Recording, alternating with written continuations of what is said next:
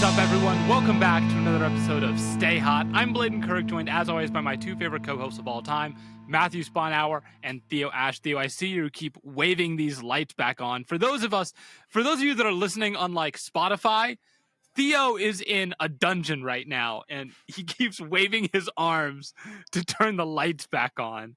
So I don't know what's going on, but we're going to be talking about preseason football. It's the first weekend of football action that we've had in, it feels like, a million years. And I tweeted out, does it feel like everyone's taking preseason a little bit more seriously than normally? I think the answer is pretty easily yes. But that's what we're going to be talking about today. But before we get into that, Matt, Theo, how are you guys doing? Theo, I see you're struggling with lights a little bit. Look. It's my last record in the state of Arizona. All right. Every record I've had has been in this state, basically. I've lived here a long time, but it's time to move. It's time to pack it up and go. And in this process, I have had to temporarily live in an Airbnb in the woods, which I've mentioned. Because of this, I can't record the podcast because the Wi-Fi is too bad at my Airbnb. So I have to come back to the lobby of my old apartment building. They've turned the lights out on me because the lobby is now closed. And the only light is from a TV that is flashing images of the apartment building.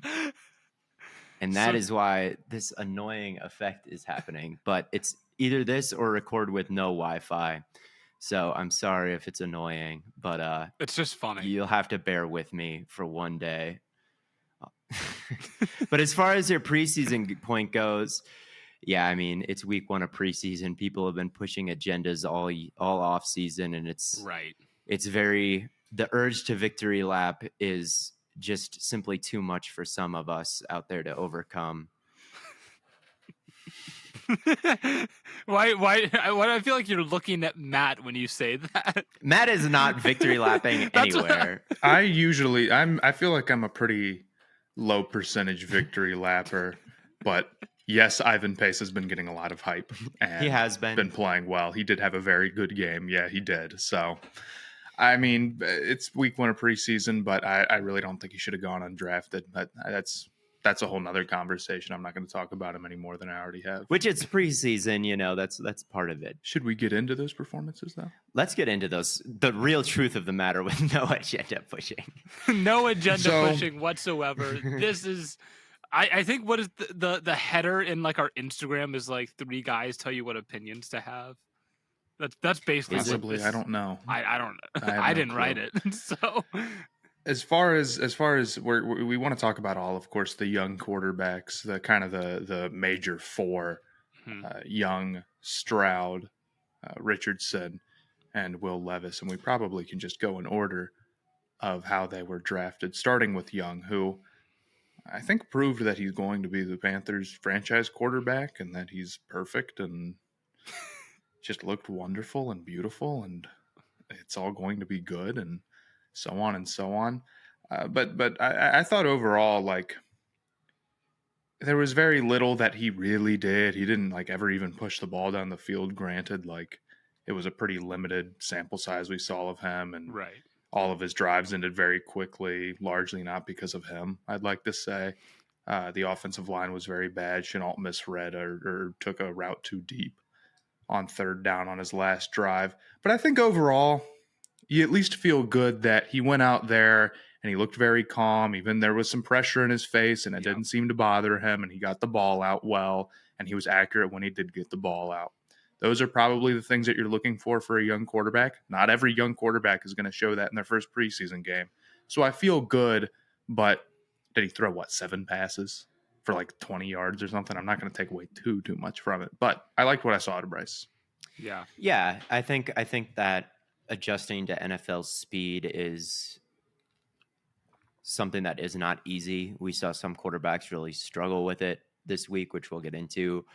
But yeah, Young was as calm as can be, hitting the top of his drop, making reads. He would go from front side to back side, and usually that ended with him taking a check down. He wasn't necessarily reading things out down the field, but or at least making throws down the field. He was probably reading things out down the field. But yeah, it wasn't a spectacular performance. There's really nothing to take away other than, man, he can really stand in there. As a whole, it didn't look great. I saw Ekwonu get beat a few times for the Panthers offense. Like, it did not look good for the Panthers offense. They scored 0 points. They the scored worst 0 you can points. do. Does not get lower. But yeah, a 0-point performance. I'll be honest, I didn't watch too much of it after Bryce Young was taken out of the game. But it got worse. The offensive line is just a total disaster. Matt Corral is not a serious prospect. This hurts me. This hurts me more than it's true, I'm afraid.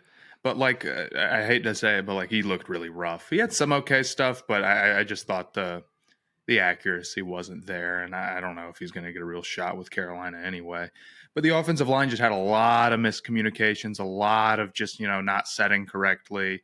Icky had a bad game. I fully believe they're not going to look that bad next week. I mean, there's almost no way that they can, but it's pretty concerning. I don't think it's a guarantee that their offensive line looks as good as it did in the back half of last year. Yeah, that was my number one takeaway was, man, Young just doesn't have that much around him. Ickey Ekwonu, you know, you're hoping that he has a breakout second season, but he was not off to a good start. Laviska Shenault was out there running routes, and you're like, well, that'll never happen in a real game. And it's like, well, it could. there's not that many receivers. Like, Thielen was out there and everything. Yeah. So it's not like they were resting a lot of starters and he was out there running reps. Like, the receivers aren't very good. The line could look good. I mean, Moton and Ekwonu, you hope that maybe it's not great week one, but once they start to get into the swing of things start to get figured out. And, they've got rookies. They've got Mingo, and I didn't notice him do too much. Maybe he did later in the game. But, I thought that Young looked good. I thought that he looked accurate. I thought that he looked poised. But the Carolina offense did not look good at all. And I wasn't too encouraged with, like, Bryce Young is going to put the team on his back, because there's a certain limit on what you can create, especially when you're a rookie. It usually doesn't go well. And I don't know. He looks like the guy, though. I mean, he did. The one hope you had coming into this year for Bryce Young was like, oh, well, if the receivers aren't great, you figure the offensive line will probably be good. But if they look kind of how they did today, which was one of the worst pass blocking performance, like, it was like them and like Washington had two of the worst pass blocking performances probably of the weekend. Any resemblance of that would be a complete disaster for this season. It is preseason, which we'll probably say 100 times this episode. But yeah, I think there's some serious concerns. Really, I'm more concerned with the receivers than the offensive line still. Like, dude, Mingo is probably not going to be a positive year one. Panthers fans really believe in Shenault. I think he's a screen guy, and that's about it. Thielen, I mean, we'll see how he does, but like, I think he's older. These are the same concerns we've talked about. I just think the receivers are really going to be tough. And while Young looked good and poised and willing to make throws, they got to be there. They have to exist. He can't do it all himself. So yeah, they said this on the broadcast, but it could be a big Hayden Hurst year. I talked about a couple episodes ago how often these coaching staffs, Reich and Reed and Peterson, everybody who's kind of been involved with the Philadelphia and Colts back and forth, those coaches tend to lean a lot on tight ends, whether that be Dallas Goedert or Kelsey or, a lot of other guys through the history of this coaching tree. So maybe it's Hurst and it's underneath passes and it's a big season for a guy like that. But yeah, I don't know. I don't know how much stuff down the field is going to be happening if the line continues to look like that. But you can't say that Young was making the line look worse. He was not making their job harder at all. He was getting the ball out quickly, overall keeping things on schedule when he could. So, yeah, I like the performance from him. Yeah. Yeah, good job. I think I agree. You move to CJ Stroud, who was the polar opposite. Was the polar opposite. What? No, he was so good. Here's what I'm going to say. You take away that Georgia game, and I think he had poise problems even at Ohio State. And I think the Georgia game was a little bit different than people think, because the Georgia game showed that he could make plays outside of the pocket. He would take off and be accurate on the move. And people were like, Stroud answered any questions that game. He showed that he can create. And you can go all the way back to the Notre Dame game, week 1 with Stroud. He was rolling out and he was hitting throws on the move. That's not really what my question with Stroud was. My question with Stroud is, can he step up in the pocket when it's constricting? Can he stand strong? And can he make throws in those environments? And the Georgia game, to me, didn't really prove that. It proved that he could scramble out and make throws, but there's something about just standing at your spot while the pressure constricts, standing tall and strong and making a throw. And it was hard. Like, it would have been hard to do that week 1. But I thought there were times where there was pressure and he started running backwards, or, his feet would get a little nervous. He ran backwards a lot. And even when the pressure was coming deep off the edge, his first instinct was still to go backwards. Now, first preseason game, a lot to work on. And a lot of the Texans' starting offensive linemen weren't playing. So I would expect their pass protection to be better, when Tunsil gets in there, like, obviously, right? But I do think that when you combine a lot of what his tape looked at Ohio State, the Georgia game was great, but a lot of what you looked at Ohio State and then what we saw in the preseason, I expect him to struggle with stepping up and staying in the pocket year 1, which a lot of quarterbacks do. But I think that's going to be one of the big things to watch for him this season. Yeah, and all the other quarterbacks, I thought, Richardson, Young, and Levis, they all showed some of the stuff that made them good players in college. Levis showed the quick release. He showed that he could move around a little bit. Yes. Richardson showed the poise and showed the arm strength and showed the rushing ability. He was breaking a tackle. He was getting the edge. Young showed that he could stand in there. Stroud, he was going through reads wrong. He was missing things. There was Tank Dell open, and he held it forever, double clutched it, gave the safety time to drop down and picked it off. Like, this is the type, there was nothing wrong with that pocket. And he just didn't pull the trigger on the throw until it was too late. So with him, there was really nothing good to take away from his performance.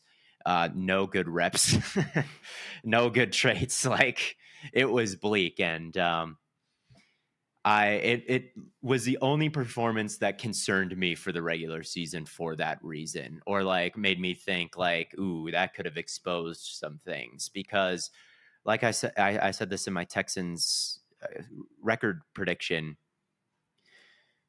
What did I say? What was I going to say? I don't remember. I can't read your mind, Theo, I fear. I don't know. I don't remember what I said. I said something about CJ Stroud. Something that you probably said something about CJ. I said that if you watched him in college, your takeaway should be he's perfect, because he threw a first down every play. He averaged like 10 yards per attempt over the course of his career. His passer rating was perfect. His accuracy was perfect. In the Georgia game, he did show that he could move around and throw on the run and create out of structure. Which was never really my huge question with him. Like, it was all great. But the one thing that you just can't show when you're in an environment like that is really how you react to tight spaces. And the early return is bad. And that's why I had Young and Richardson over him. That's why I didn't think he was worth taking number 1 overall. And there's still a lot of good traits that he showed in college that he could certainly show. 0.01% of his career is in the books. So I mean, like Matt said, I'm not even going to say it anymore. Like, it's the first preseason game, we know. But I thought it was worrying. We can say it for the right. Everything we're saying maybe will sound or be worded a little bit dramatically. We understand it's the first preseason game. Yeah. I don't want to say it every time. But it did worry me. We're trying so hard to avoid having stuff taken out of context. Right. But with me, it concerned me with Stroud. It really did.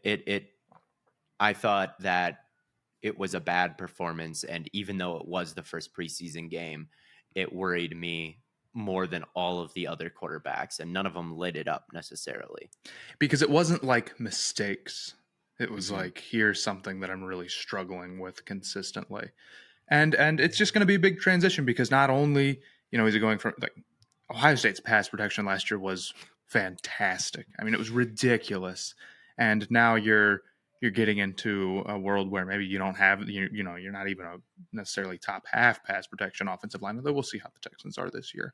But yes, I agree. I think there's reason for concern there.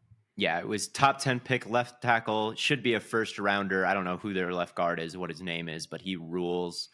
I know Mumford. he's coming. Yeah, I think so. He's coming back and should be a first round pick, I think. And then they had a Whippler. Jones, and I mean, it's a stacked offensive line. Yeah. The So- receivers get all the shine, but it is That offensive line was very good last year, at least in pass It's just protection. the whole team. Very good. They were in the playoffs. They went toe to toe with Georgia.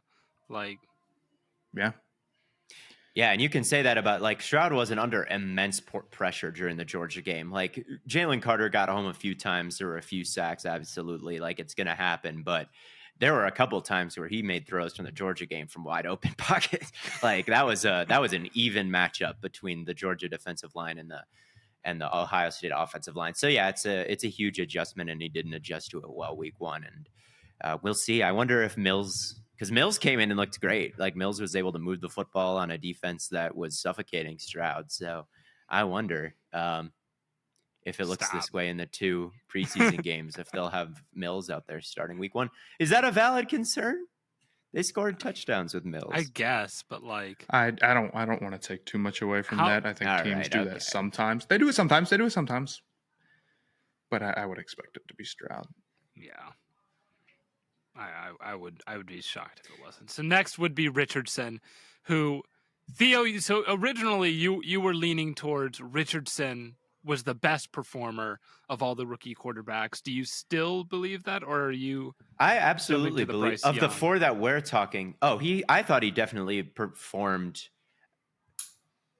better than Bryce Young, and Bryce Young didn't really get an opportunity to perform better, like we said. But Richardson had the deep corner route to Pierce, which I thought was super, super impressive.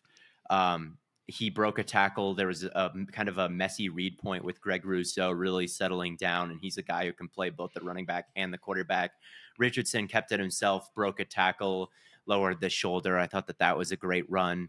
Boogie Basham, he easily outran him and got to the 1 yard line. Like, there were big plays. There was a great throw over the middle when they bid on play action. There was a bender over the middle that he just rifled right in there over the head of the underneath defenders and before the safety. Like, I thought that he showed some really good stuff. There was a throw to Pierce on a comeback route where there was a blitzer coming right for him, and he stood really strong in the pocket, which is a really big thing to watch, as we've talked about. That's been our number one talking point with Young and Stroud. I thought he was closer to Young than Stroud in that department, way closer to Young. And he stood in there under pressure and made a nice throw to Pierce that didn't get caught, but it was called pass interference as he tried to work back to the ball. Good throw either way. So he just showed some good stuff, I thought. And he also showed bad stuff, which was that pick. But overall, I thought that of the main 4, like, maybe Young could have had a better performance if, like, he had Pittman out there, or something like that, but he didn't. But I really liked Richardson's performance. I thought the pick was Let's talk about that interception, because I know a lot of people have been having their field days with it. Yeah, it's a bad throw. It was an RPO. It was a good decision to throw it once that nickel came down to blitz. The numbers were in the passing game. He immediately cocked his arm back, expecting Isaiah McKenzie to be right there. Isaiah McKenzie hadn't broken yet, so he had to hold the ball. Running back missed the pass protection. He was like, well, I got to throw the out.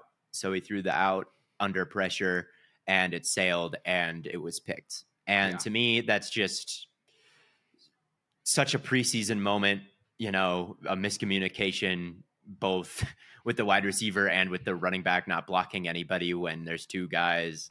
Like, Richardson saying, coach, either 2 things happened. Richardson said, coach wants me to throw it away, and I'm that guy, and I'm going to make the throw. Or, like, shit, I've got to make the throw to the out. I'm going to do it. I'm going to do do what I'm supposed to do. And that's not what you're supposed to do. Just throw it away. So, just such a rookie mistake, which obviously you don't want to see him make rookie mistakes come the regular season. That would be really bad. But in the preseason, in his first drive. Like, oh my God, some people, Jesus Christ, they're like, this is why he's terrible. People are chomping at the bit to get at Right, Richardson. right. And here's the thing, like, even if he does make a lot of rookie mistakes this year, that's kind of part of the Richardson process. Right. And it's just like, man, I don't know, give it a rest. Don't people want Richardson to be good? Don't they want to see him? I don't think they do. I think a lot of people. If you're like a want Jaguar, Richardson. this is what kills me. If he becomes what he could possibly be, he'd be one of the most exciting players. He'd be in the Cam entire again, NFL. dude. Yeah, it's like Right. this would be like prime Cam Newton again. A second shot at this, and it's like people are actively so against it, just for the sake of like they want to be right about like, oh, he was bad in college and you can't develop past your 21st season, your 1 year starting at Florida or whatever. That stinks. It sucks. Right. It's loser mentality. And yeah, I thought that there was more good than bad. And it was definitely a really bad throw from him on that pick, no doubt. I'm not saying it was a good throw, but there were also mistakes made by the wide receiver. There was also a mistake made by the running back, and he's also playing in his first NFL action ever. I thought the good outweighed the bad. If you don't ignore that thing, but take everything into account. I thought he looked poised. I thought that he was able to throw with touch.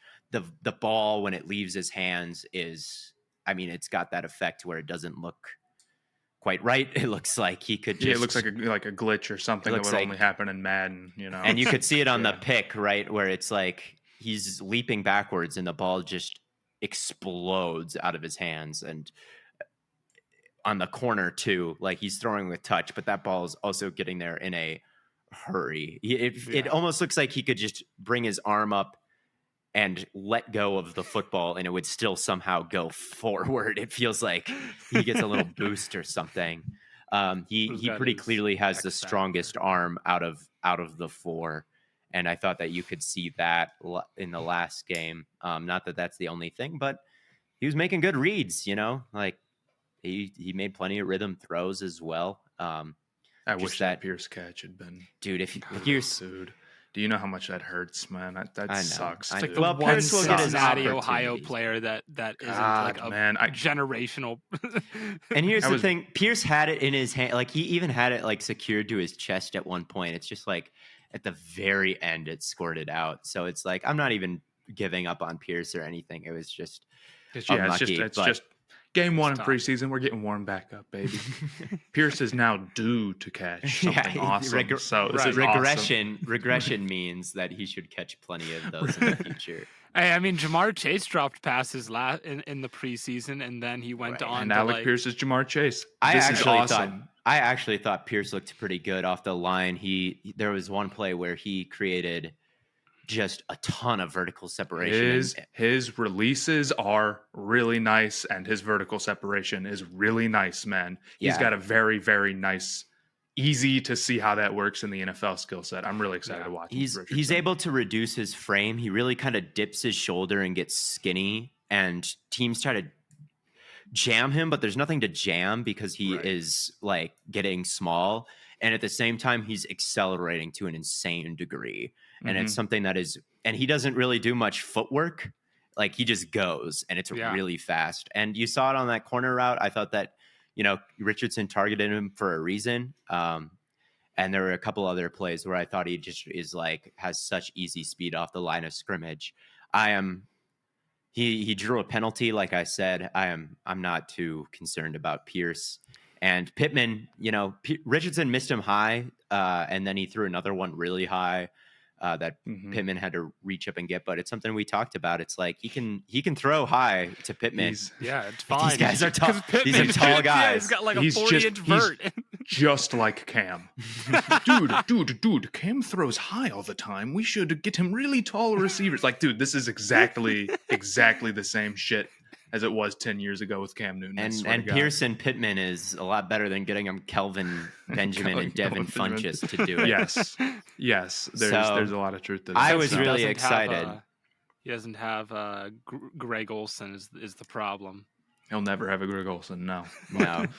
Well, we'll see, because Jelani Woods is like 6'7". Hey, He's actually, gigantic. Jelani Woods can cook. And also, they ran a lot of read option. The Bills were, I mean, they were blitzing their linebackers. It's hilarious to watch if you watch this game. How they were selling out versus the play action. They were just flying up the middle.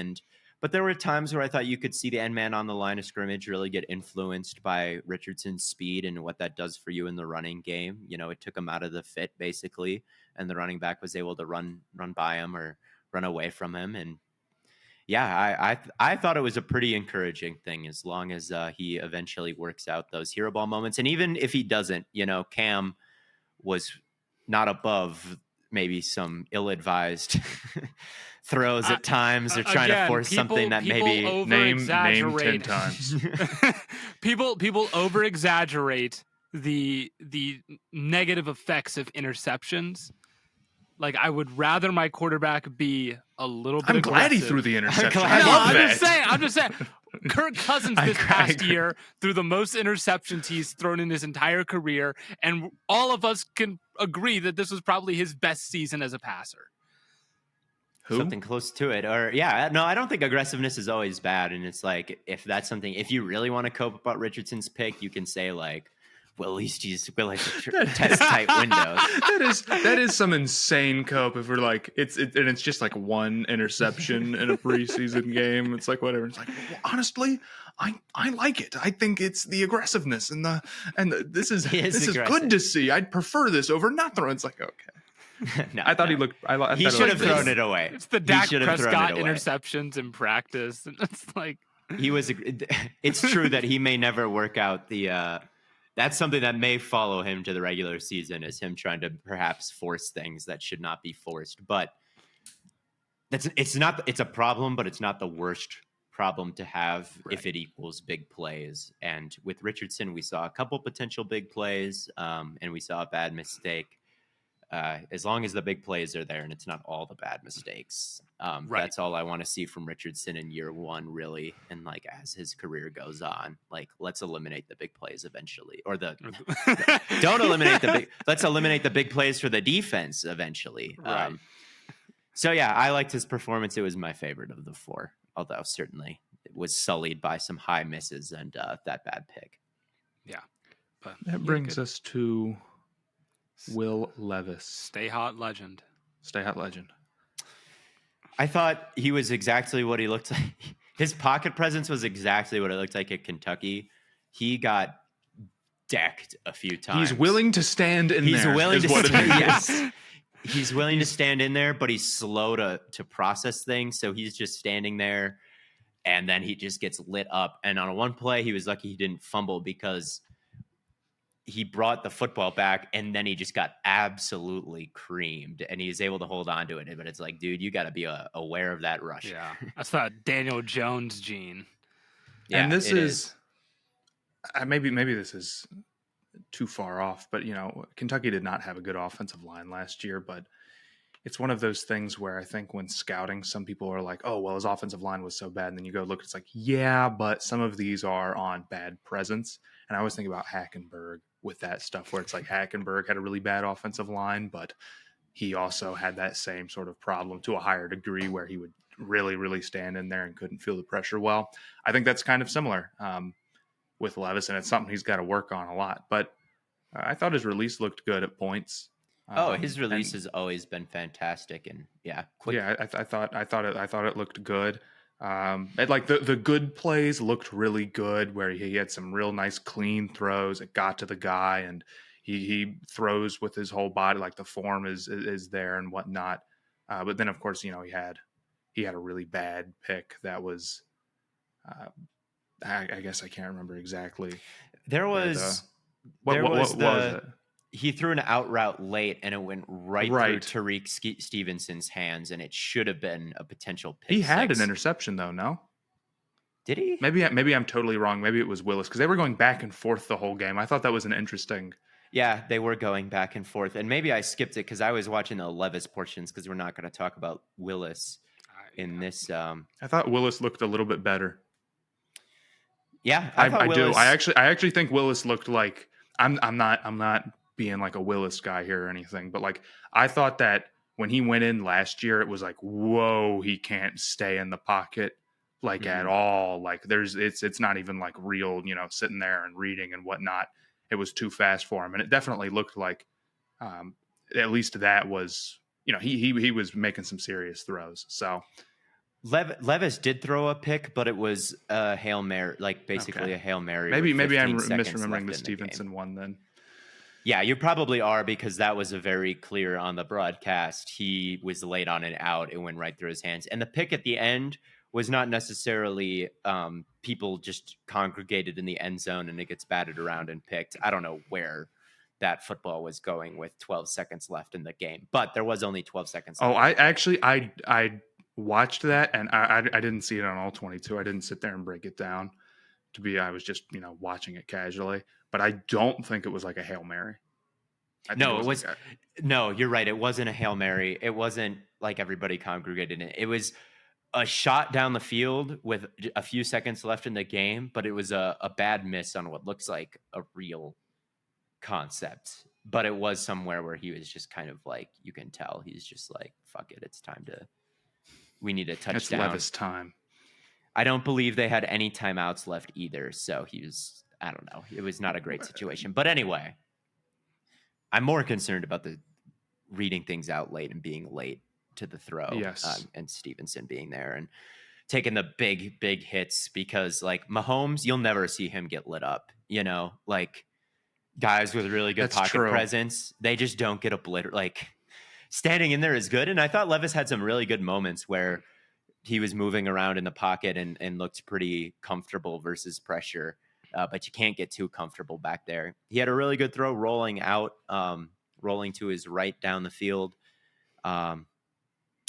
So overall, he was who he was at Kentucky. There were some nice moments. There were some moments where we're like, what do you got to make a throw, dude. You got to read things out a little faster and make a throw. And then there were some bad throws, like the last pick and the missed pick. So yeah, he didn't look ready to lead a team to the playoffs or anything like that. Well, luckily, I don't think he'll have to. Yeah, there is some stuff to build on, though. I don't think it was an atrocious, irredeemable performance by any means. There were some nice moments for sure, and some of the traits that we liked about him in college that he was able to show off. So if I'm ranking the performances, I would say Richardson, Young, Levis, Stroud in that order. I think I can get behind that. Cool. I wish I had seen more of Young, dude. I've been waiting forever, and then this was the like. It's not on it. It's just like, come on, man. Get used to it. Honestly, this season, I don't even know. It's sorry. The way the offensive line was playing, I don't know if I would have wanted to see more of him, man. He was going to die out there. No, yeah, Matt Corral he was like actually getting obliterated out. Like it was crazy. Bryce Young was getting rid of the ball and then getting obliterated for the record. He was doing good. Jordan Love would, of course, rank number one. Oh my God! not over Dorian Thompson-Robinson. Let's be so for real. Who has been good? He is. That's the backup, man. He's been killing it, man. I cannot. That's the backup. You want to talk about like walking in and just being cool, calm, collected, poised? That's been all DTR. Confident enough to make plays on the move. Like doesn't get obliterated in the pocket. Given he's had much better pass protection than all of these other guys. But man, he just looks so he's been accurate too. He doesn't miss a whole lot of passes. He's been a real nice runner. I just like he's gonna take Mond's spot like pretty easily. He should. Mond is not good. I thought I didn't watch DTR's second performance. I thought his accuracy in the Hall of Fame game, there were some kind of questionable misses, but like, I agree that his feel for the game, he's been out there hooping and making plays. So what else? Who else do we want to talk about? Trey Lance. We have to talk about Lance.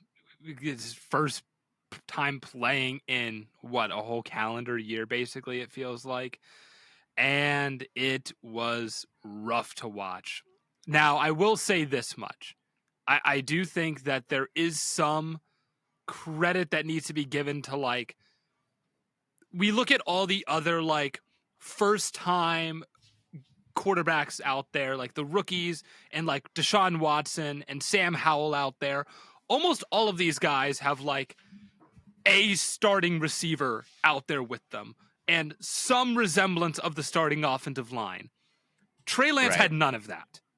He didn't have Right. Ayuk, he didn't have Debo, he didn't have Kittle, he didn't have McCaffrey, no Trent, like nothing. So for him to be under pressure the whole time and no one to be open, and everyone's like, oh, well, he looks so terrible. I'm like, yeah, he didn't look great, but I don't think you can hold him to nearly as much of the same if we're going to hold him to the standard of like, you have to be able to show something at this point. We're entering year 3. Like at least that's not an unfair. I know, but like at least give him something to work with. Like even Deshaun has Elijah Moore out there, and like Wyatt Teller played for like the first quarter for the Browns. It's like right, and Njoku and right. It's like yeah, you have real Lance was guys out there with the number 2s. I was not able to watch the game. I was able to follow it on Twitter because I had something going on, but Twitter was letting me know what was going on. Obviously, people are watching these games and clipping absolutely every single thing and putting them out there, which is good. That is good because I was able to watch a lot of these Lance throws. And to me, I mean, maybe I was missing something, but to me, it just seems like overcoached. I feel like he was better in previous preseasons, or like more poised, or not double clutching and getting swallowed like he was in these. Like it looked like he was really overwhelmed and not quite knowing where to go with the football. He'd pump fake and not make a decision and just get totally lit up. And in the past, I'd been impressed with his ability to kind of maneuver the pocket. And I know in his career, his sack rate is low, but like on Pro Football Reference, but that's obviously just a couple of passes. It did not look like a strength at all in this next game. And it looks like he was seeing things open for a second and being like, I'm got to get it in there. And like, there's an underneath defender there, or, someone can jump the route. And that happened twice. Yeah, he certainly had like 2 really bad throws that should have been picked. Right. And it's like, you can see what he was seeing. Like there was a guy open for a second and he was like, oh, got to throw it. Yeah. But it's like, you're late and there's people waiting to jump that exact throw. I think with Lance, it's just we talk about like if you go to a bad organization, can you get developed poorly? People talk about this a lot. I think that's even like a very commonly held opinion. Like, would Mahomes be Mahomes if he wasn't, drafted by the Chiefs? Andy Reid, right. Okay, he has had just a very bad development process. It's just been very tough. He's doesn't have the reps. Mm-hmm. This guy has hardly played football over the last 4 years. He's thrown like maybe 200 real passes in 4 seasons, maybe. And I understand like with sitting the first year or whatever, but I think he's just had very high expectations. He's a guy who only again had 1 year at Division II college and then has gotten 150 passing attempts since then, and now he needs to go lead a team to the Super Bowl. And I think like, he doesn't feel like the game is like natural for him. Yeah, why would it? You know, and I think I don't believe anybody's going to sit here and give him the benefit of the doubt. People are another guy that people just really want to fail. They really want to see this guy fail. Like I think a lot of them want him to succeed. I think both things are true. I think there are 2 camps with both Richardson and Lance, and half. I don't even know if it's half and half, but there are some people who think like tools are overrated. People just get enamored by the arm strength, and people just see that and think what that's about a guy who can complete a dang pass. Right. And I think I'm not in that camp because I see the best quarterbacks in the league are Mahomes and they're Herbert and they're Jalen Hurts, and it's a lot of Lamar, Allen. Right. They're all it's like all of these talented guys athletes. that we. So it's like, that man, it is, as long as they have like a basic feel for the game, that seems to be the archetype to bet on, not the Josh Rosens of the world. So I like that camp, but that's the camp I'm in, and that's the camp that plenty of people are in. But I think with Lance, I see half the people say it's over. I see half the people say like, well, he still needs chances, and it's like, I think that his development path doesn't quite line up with San Francisco's. Yes. Kind of where I'm at. And that's what I thought. It's like, it sounds cool to like, oh, you're going to San Francisco. They're a great team. They all have these stacked weapons. But here's the problem. If Anthony Richardson goes out and he throws 14 picks and 14 touchdowns, who cares? Great. Good. We'll get a high pick. That's awesome. Right. Develop. We can get him some help. Lance can't do that. Lance has zero room and he's got a guy chomping at his heels, and it's just a tough position. Need him Although to be great. Good. I would away. Right. They're competing for the Super Bowl. They can't go through all this. And if Purdy can like operate, we know that he can point and shoot and hit these crossers and go 5-0 in his 5 starts or whatever it is. Yeah. Like we know that about Purdy, and Lance is the one out there with all the twos. And he's got 2 weeks to surpass Purdy. And this probably set him back. So if I was Tampa Bay, I think I'd call. I will say this though. I think it looked all right. Dog. Let's not fall for this. I will say that I think his performance actually started to look a little bit better towards the end of it. Yeah, he had some nice throws pushing it downfield. Like, it wasn't all bad. He just took some bad sacks, and he had a couple of rough misses. But there was some good stuff in there. But the problem is that like year 3, you traded 3 first-round draft picks for it. Can we be talking about good stuff in there in the preseason? Right. No, we can't. And even like I just said, if you're the Buccaneers, trading for Lance might make a lot of sense, because then Lance could get reps. You could see what you have in him. And then if he throws 14, it's fine, because you're the Buccaneers and your timeline is now completely shifted because you don't have Tom Brady anymore. So, and you can get him help. And also he'd have a chance to succeed, because that's a roster that's got some really good players, some all pros and Wirfs and well, I guess maybe he's the only all pro, and the center who's a really good player whose name is escaping me right now because I'm terrible at names. Why can't he didn't play last Jansen. year? It was Ryan Jansen. Like he's borderline all pro or Pro Bowl in the NFC certainly, and Evans and Godwin. So it's like that could potentially be a good situation for both sides. But at the same time, it's like Lance. But at the same time, Lance, like, he'd have to learn a new playbook. It's like, man, you may want to wait until after the offseason. That is kind of the least of your. I don't like. I just don't want to fuck him up again, Like, I guess, but like he's been through all of these things, like learning this playbook, and now it's like a trade, and then his timeline resets again. It's like you may want him to just be the backup this year to Purdy, and if Purdy really sucks, then maybe you can turn to Lance. If you're like clearly not going to win the Super Bowl with Purdy and he regresses for whatever reason, but even then they might go to Darnold, because Darnold had it seems like it's an out and out competition between the 3. Like it doesn't seem Darnold is in play. Yeah. He's very in play. I think if he can hit the simple stuff and he's not trying to create a ton, I honestly think he could do pretty good there. Yeah, he was even not doing that bad for a stretch with the Panthers, who are a very not good passing offense last year. He was good for stretches last year. There's no way around it that Darnold played the best football of his career after getting a chance in Carolina last year. Now, he capped it off with a performance where he threw for 80 yards. Right. I honestly wonder if he had like torn it up that last game, if the Panthers would have just completely been like, what if we roll with Darnold? I don't think they were that far off. I don't think it would have been the right call, even if I think Darnold's okay. But I really don't think so, and I think he could be okay. I would also like to give Ronnie Bell a shout out. I think they've got something with him. I think Browns wide receiver Ronnie Bell. You're thinking of David Bell. Ronnie Bell's the Michigan guy for San Francisco. Okay.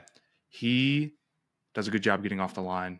Does a good job. He had a really good ball down the sideline that he tracked well and caught, even though it was actually a pretty great throw by Darnold. But he was good at Michigan too. I always thought, and I'm not one to hype up Michigan players, but I will say Ronnie Bell with the 250th pick, I could see him being a sneaky nice depth receiver in the future. So I wanted to give him a quick shout out. Yeah, and I think we've got a couple minutes left, or we've got like 20 a decent amount of time. Yeah, and I think we've all watched preseasons. the preseason games, we didn't really come in with like a plan Mm-hmm. on who we're going to watch, or we just said, let's just watch, take notes, and then talk about whatever is interesting to us. So for these last couple minutes now that we're done talking about a lot of the quarterbacks that we want to talk about, if you want a Howell those were the breakdown, big it's on my things. page. That's one guy, and a Love breakdown is probably coming later. But yeah, just opening the floor. Are there any other performances you saw this weekend that you wanted to highlight, either good or bad? Ty Chandler, running back, Vikings. Yeah. I thought he played really well. First off, he passes the running back test, which is let me see him run Which the is ball being a one running time. back. It's he plays a position, and it's he plays the position. He got drafted and everything. He got drafted. Yeah, the whole shebang. Look, he seems like he has a really good amount of burst, which is I feel like the kind of, you can see at one time this guy has it or doesn't. He has it, but he's also got a decent amount of power. I mean, I think at least for the first 5 or 6 runs, he either broke a tackle or forced something missed several times. On top of that, you know, when we talk about a guy who's probably going to be a running back 2 or running back 3, you want him to be really downhill. You want him to be able to get and go forward. And he is really, really, really vertical of a runner. Even in situations where I think a lot of other running backs would reasonably not do that. In fact, there was a guy who broke into the backfield, and it's like, okay, what are you going to do? And he did a really good job of getting to the side and immediately breaking forward anyway, or sort of doing one of those like I'm juking this guy, but I'm getting as forward as I can on that juke to keep my momentum going. And he's quick enough so where it's like it really goes. But I think the number one thing that he did in this game was he had multiple check downs where he just absolutely juked a guy out of his shoes. Both times the guy is, one's just like a curl in front and one's sort of a flat. Both times he's got to come around and get the ball and the guy is bearing down on him. I mean, it's so close. It was so ridiculous. I almost posted a picture of it. It's like, this guy doesn't make the tackle. The ball's in the air. He's like 2 yards away.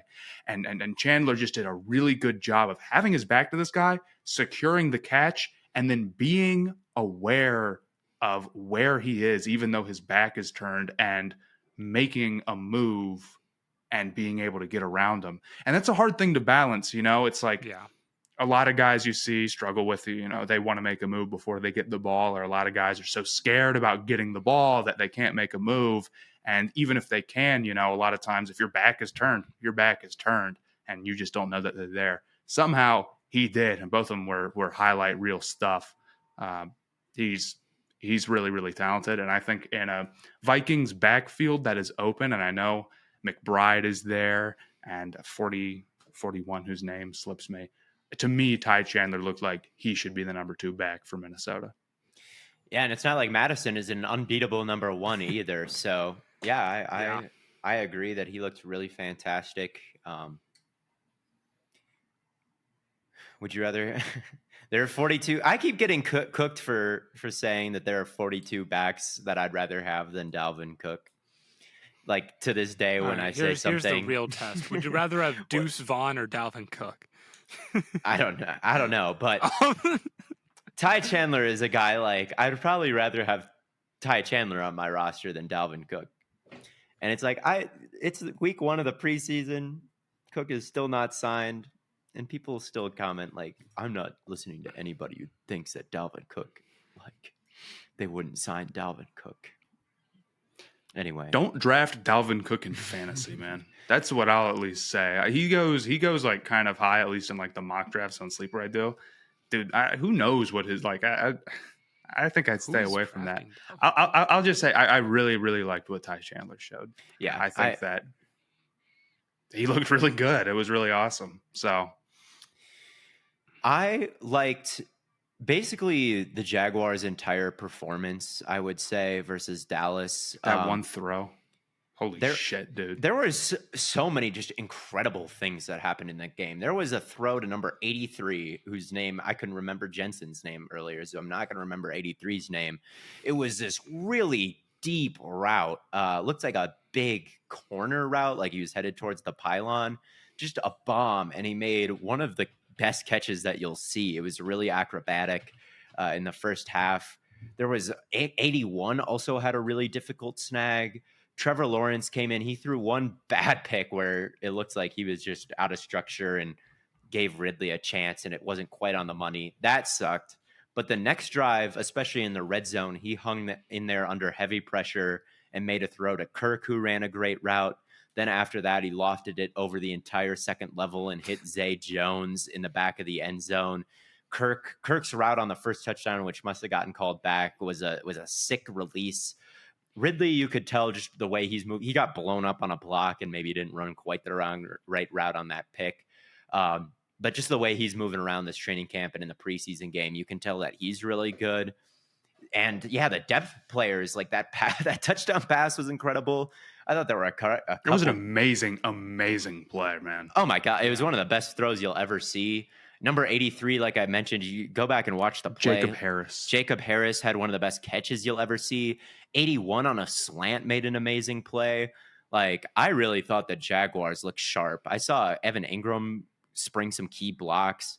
I really liked the way Etienne ran the football in a couple carries. I really liked the way Tank Bigsby ran the football. 52 carries on 9 carries. That's 5.8 yards per attempt. There was a play where there's kind of an unblocked guy coming towards him from the backside, and he really pressed the line of scrimmage, and that unblocked defender didn't really have an angle, even though he was like able to run. Some running backs, if there's an unblocked player, they'll try to put a move on him. This guy got as vertical as possible, Tanks Bigsby.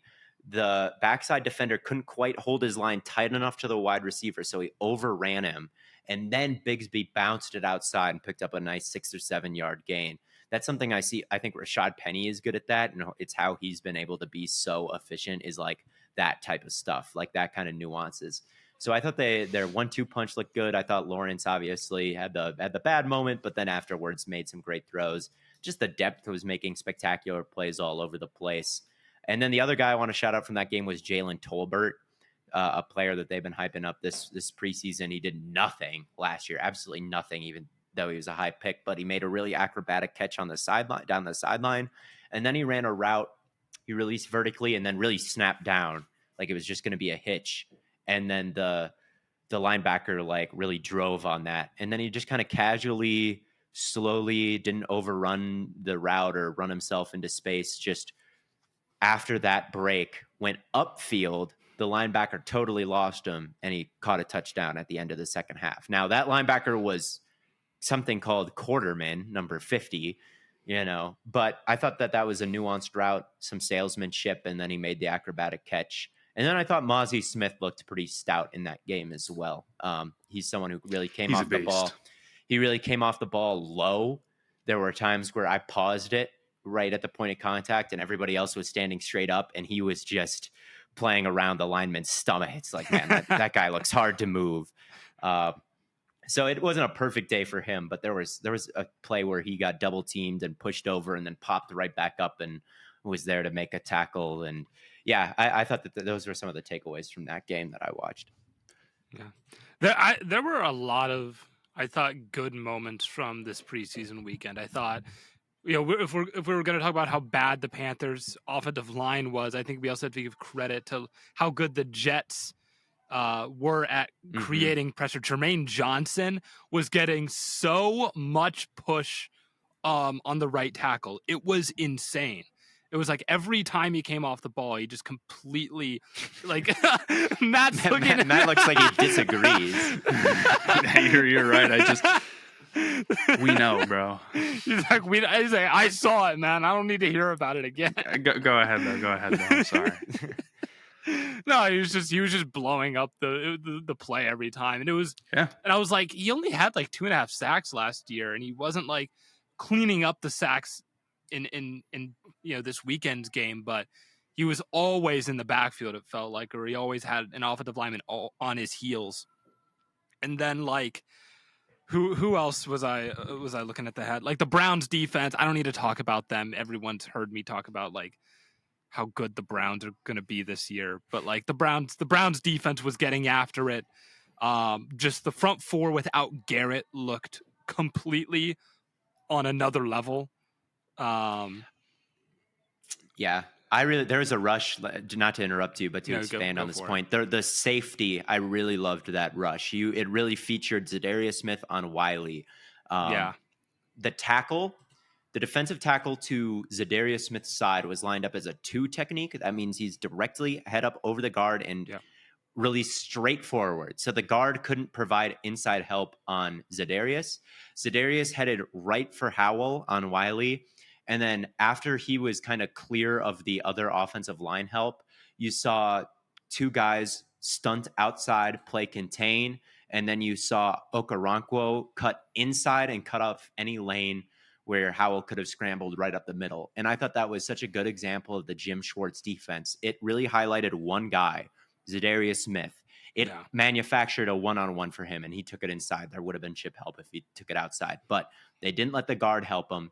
It focused on Zadarius. He won the rep, and then that forced Howell a specific direction, and everything else about the rush was not going towards the quarterback. It was going to those spots. And that's exactly what makes Jim Schwartz good, is scheming those things up with 4 guys. He's not rushing everyone go to the quarterback, see if you can win.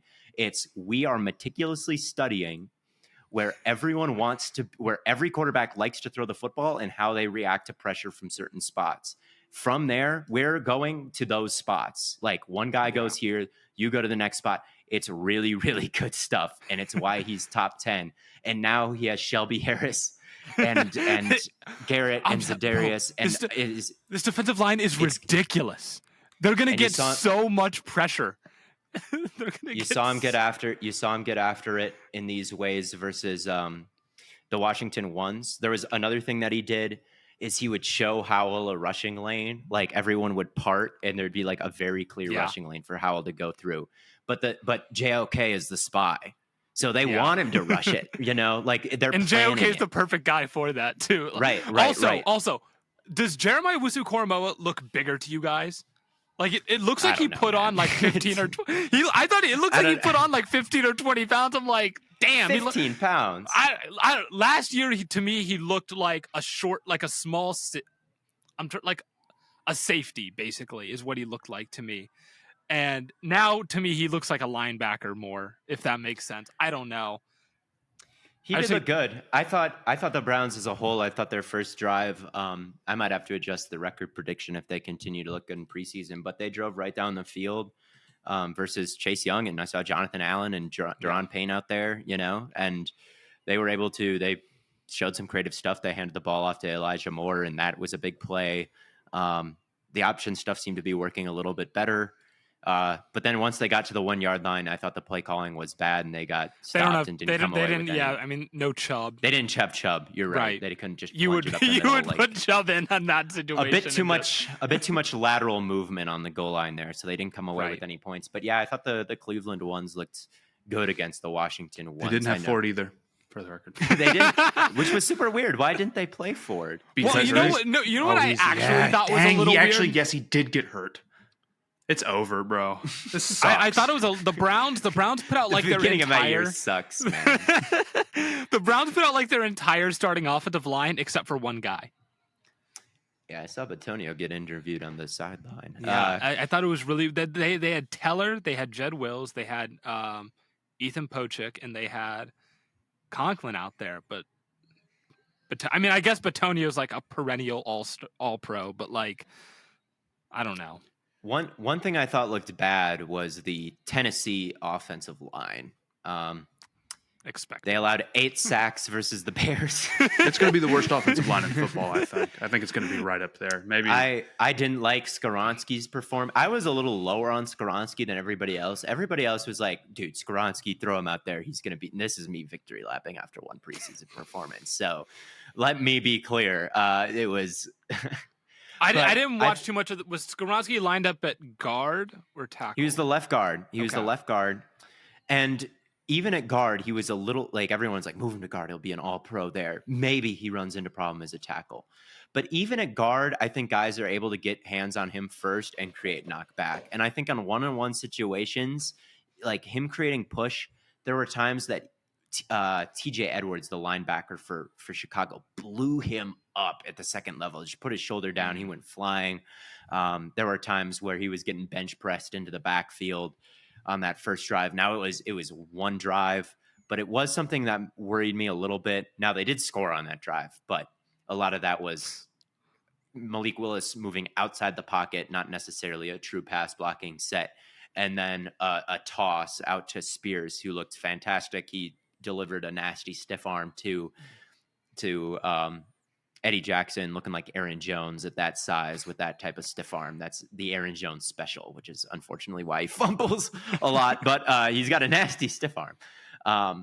So I like Tyjae Spears, but the depth at offensive line, Trevis Gibson was just wrecking shop against the backups, and even the starters, I thought, were when they tried to run it between the tackles, ran into some issues with creating push. So that was one thing that I thought they didn't look good on paper, and they didn't really look that good in playing the game. So yeah, that concerned me. I would like to say something about Stidham real quick. Jarrett Stidham. Yeah, go for it. I think he looked really bad. Well, the entire Broncos team didn't look too good. I didn't see Stidham's performance. This is relevant because there's definitely after the Raiders game where he played pretty good at the end of the season, you're like, okay, the Raiders thought they had something in them. You're like, maybe they do. Maybe, who knows? Let's see him out there, right? And then they let him go. He's with the Broncos, but Wilson is not super well liked, and I think there's been some rumblings of maybe at one point we'll see Stidham out there this season, and I just think he had a really rough performance. There was some pressure getting to him, and it just felt like everything was happening really fast for him. And when it did, he was very hoppy, and his footwork broke down really, really quickly, and it was a huge problem for him. It almost made him look like kind of Mondish, how much he would get into the sort of arm throw stuff, where it's just getting it out, without putting your full body and your full form into it. And I think when that happened, he had a lot of really, really rough misses. I think there's some good tools there, but it's just the poise overall was really rough, and it was really quick to break down. It's not even like a sort of Levis type thing where it's sort of maybe lack of adjustment. It's like he's over jittery, and who knows, we'll see how it looks next game or whatever, but it was not a good performance. I thought Quentin Johnston's performance was concerning, and he did catch a touchdown, and there were some nice route running moments for him, but I counted 3 drops, 2 or 3. There was one where Jamar Chase had some drops, man. We can't count. But Jamar Chase did not have this problem in college, if I remember correctly. No. Jamar Chase was mossing and dominating everybody. Jamar Chase was also coming off of he went 5 overall, or he was top 5. He was also coming off of not playing football for 14 months. We can't look at a player doing bad in the preseason showing the exact same flaws they had in college and be like, well, this is not a concern because of Jamar Chase. It's like, well, Jamar Chase has nothing to do with the situation at all. What does have something to do with the situation is there was a comeback route on the right side of the field that he hit him right in the face mask, but he kind of had to double catch it. He couldn't quite pin it right to his body, and he couldn't make the catch through contact. I don't remember the exact details of the other drops. But yeah, I thought that he looked unreliable, and he was out there playing deep into the second quarter at least with the 2s, not the 1s. There's no one else playing that is exciting for the Chargers in that game except for him, and he didn't exactly make the most of it. The touchdown was nice, but man, the drop issues and some of the stuff even coming out of camp where it's like he's had drops. He's allowed it to bounce off of his chest. And I think about just how hard Justin Herbert throws the football. You got to have pretty soft hands, and he doesn't. I haven't seen much to move me off of my stance that he could have a disappointing rookie year. Yeah. That's about all I've got as far as super serious breakdowns. I thought Sidney Brown had some really good open field tackles, though.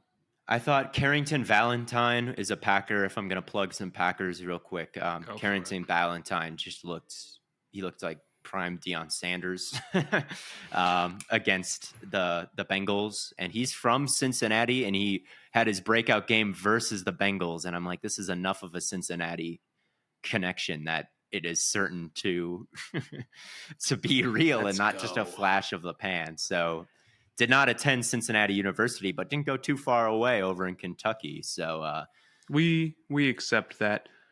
Eli Ricks had a very, very good pick six, and he was like talking trash as he was walking into the end zone. And then he had a really, really nice breakup, like a classic, like highlight reel. You know, someone's going to put it in an edit type looking one, and then he was talking immediately. That's a great demeanor for him. The Ravens, he had made some good plays. The Ravens preseason streak was in jeopardy for a second. It's actually totally insane that they've won 24 preseason games in a row. It's completely ridiculous. They have to be like, because at what point are you just like, do you get like down in the fourth quarter and you're just like, because these games, it shouldn't even matter if you're good. They should be like a total coin flip. Who cares? Whatever. Right. Yeah. And 24 straight is it's almost more I'll say this. It's more impressive than if a really good team just won 24 straight in the regular season, because they're actually trying then. The Ravens aren't even trying, and they're winning 24 straight. If you won 20, are they trying and everyone else maybe they're just sweating, you know? Don't say that. They're trying in the preseason. Tucker is. Tucker is. Clearly, they are going to some extent try hard mode when everyone else is just. At what point? It's like when when people beat me in video games. It's just trying too hard. You just sit up. They've got they just have a better gaming chair, man. That's all. That's all it comes down to. It's got it. The Packers did score the most points of anyone in the preseason, and one of those, the points they allowed was a pick six. So they even only allowed on defense like 12 or whatever. So it might as well have been 38-12. Oh, brother. And I mean, you start taking away the other team's touchdowns. Dax Hill had a pretty good. Dax Hill had a pretty good play. He had a really good play. That was an amazing breakup. Came from like the middle of the field all the way to the sideline. Like, good Lord, he's so fast. Clifford had like 5 big time throws. It was crazy. It was wild to watch. And then he threw a pick, and you're like, "There's the Clifford I know." And then he would come back and just start dotting them up again. And it's like he's Dak. He's Dak. Stop. Don't let Cowboys fans hear you say this, man. Well, Cowboys fans can relate. I'm sure that's how they felt watching Dak Prescott. Is like, oh my God, what a throw! Oh no, he threw a pick. Oh my God, what a throw! Like, that's Dak, man. That's exactly how it went last year. So he's Dak, and Love is, I don't know what Love is yet. He played. He's the MVP, for 2 drives. Right? He scored a touchdown on a so that's good. The last thing I'll say is the Steelers' passing offense looked marginally better. I think marginally better. Pickett had an amazing throw. Yeah, like fitted good, in there. And I said like good marginally, like large margin. Pickett was. Does Pickett look like he's throwing harder? Like he looks like he's putting some more force behind these footballs than he was last. That game happened at the same time the Packers game happened. Okay. So we were watching Jordan Love, little bro. All right. You were watching Jordan Love. I don't know. I thought Pickett looked good. Pickens, of course, is we're going to be Pickens and Garrett Wilson are going to be competing in like top 10 conversation. Garrett Wilson's going to be in. Yeah, and Olave. Garrett Wilson's going to be in top 5 conversations, and then Pickens and Olave are going to be in top 10 conversations this year. That's your take. Those I are can get behind that. Pickens, I think that you can rightfully criticize his prowess as a route runner, but man, he had you can just throw it up to him, and he's a better bet to come down with it than anyone in the league. I mean, that's a fact. Last year, it was his catch rate in those situations was 71%. Like a real 70-30. T. Higgins was like 55%. That's the thing. Most 50-50 balls aren't 50-50. They're typically like less than that for you. Right. They're like but 40, like 60 for in T favor of Higgins, the defensive back. for T Higgins to get like for that to be like a true 50-50, you take those. For George Pickens to be, you said it's 70-30. That's It literally was last year. He was miles above everybody else. That is unheard of. Yeah, and it's like hopefully he can get a bit better as a route runner, and you saw him break tackles. After the play. So yeah, lots of good. Everyone I thought would be good was good, and everybody I thought would be bad was bad. Except for Lance. Except for Lance. But it's not his fault. It's not his fault. Put some real offensive players out there with him, and then we'll talk.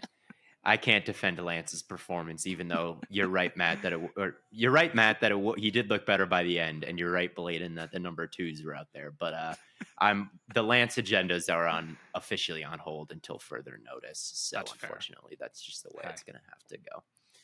Very fair. Who else proved me wrong? Maybe I'm definitely forgetting somebody. What's looking bad for me? Let me know in the comments. And Jahan Dotson had an amazing catch, and I have not been the biggest Jahan Dotson fan, but that's not looking good either. Okay, it's whatever. I'd rather be low on a guy and he end up being good than be high on a guy and he end up being bad. Yeah, that's a good point. Yeah, if Jahan Dotson is sick, that's cool because it was awesome. That was an amazing. I was like, I get better football. Like I can't. Who am I to complain, right? But yeah, right. Hey, I think that wraps it up for us today. I don't have anything else. If you guys don't have anything else, thank you all so much for tuning in. We will be back to talk about some other football stuff going on. We do have to eventually give our we've done all the division predictions. We do eventually have to do our full season / playoff predictions.